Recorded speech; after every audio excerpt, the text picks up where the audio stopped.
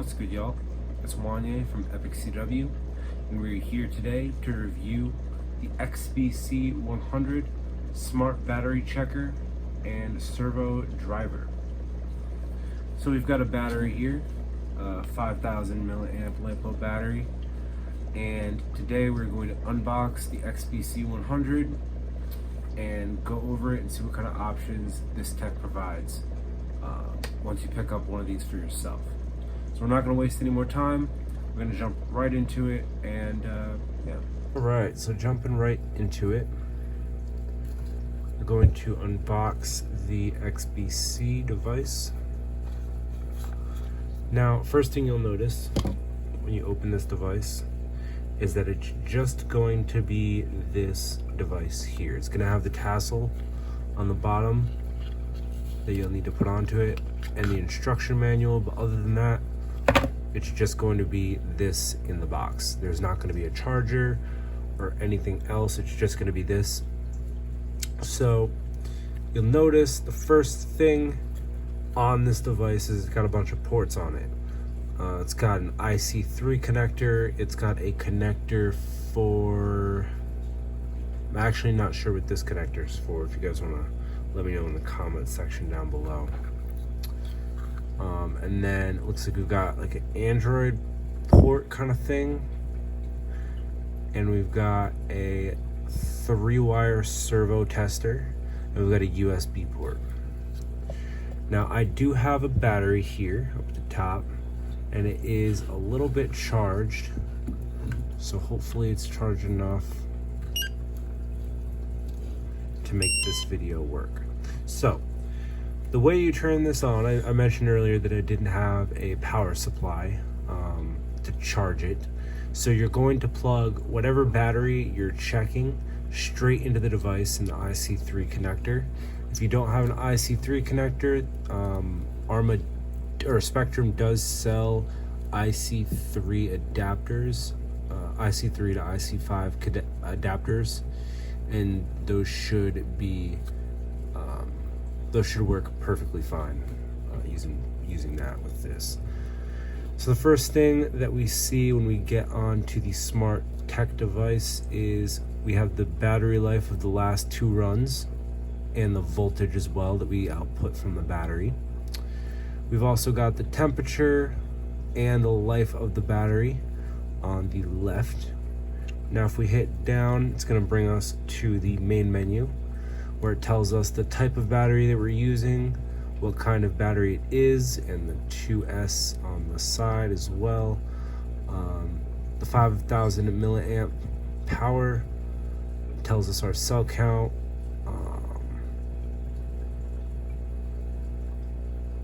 And then if we hit the button once here, it will bring us to the functions tab, where we have a couple of different options for the servo. We're not going to worry about that too much because we don't have a servo to test, unfortunately, today. But we do have a battery, so we're going to focus on the cells balance and the USB charge function. So the USB charge is really neat. If you're out in the field and you don't have a phone charger, or you need to charge maybe GoPro or something like that for a couple of minutes, you can hit the USB charge and it will turn on. It'll use the power of the battery to charge whatever device you have in this USB slot here. It's super useful, super helpful in the field. I haven't gotten a chance to use it yet because I have not used this XBC out in the field when I've ran my cars, but it is definitely a useful function. And if we go down to the cells balance, that option actually is an option that the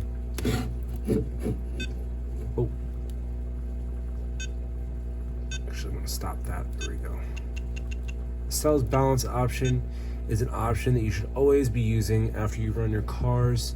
Now the batteries, of course, they drain completely once you do finish a run. However, there is still a little bit of charge that is left in the battery, and you should always balance that out afterwards.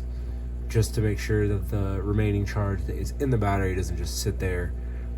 Once you balance those cells, your battery should be fine. If you're not planning on using it for racing or testing or anything like that, then you can just recharge your battery before you take your car out the previous day. That's what I always do.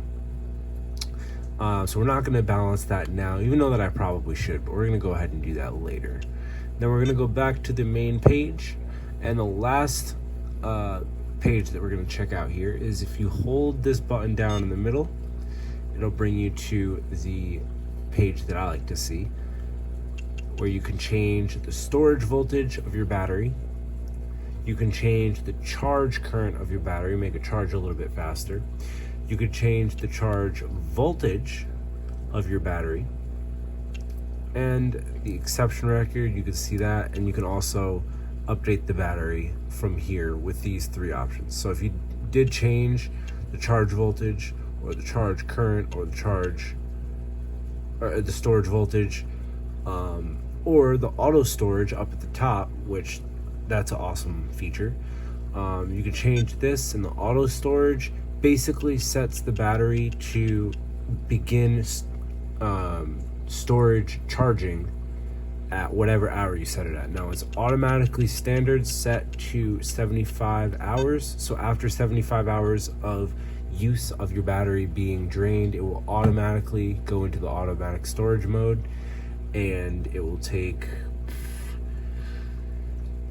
I don't know, probably an hour or two, maybe a half an hour to fully go into storage mode and save battery life, essentially is what it's doing. You want this, and you want to make sure it's either set to like 2 days or 3 days. You don't want to, like I was saying before, you don't want a battery to just sit with a full charge for a bunch of days, because that's not good for your battery either. Just make sure you're taking care of your batteries, and they will take care of you. They are your main supply of power to your RC cars. So if you want your RC cars to be working perfectly, make sure that your battery is working perfectly. So